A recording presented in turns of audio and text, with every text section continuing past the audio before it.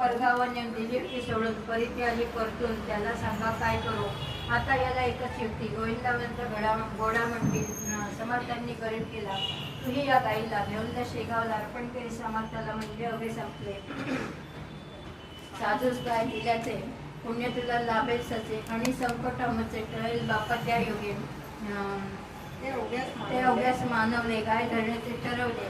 एका यत्न नाही पडला. शेवटी एका पटांगला हरळ पुण्याचा देख केला.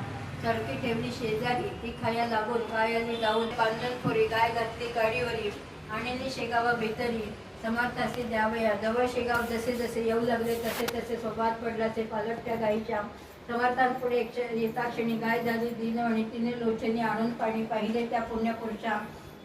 समर्थ म्हणे महाराज म्हणाले त्यांना देणे काही बरे नव्हे.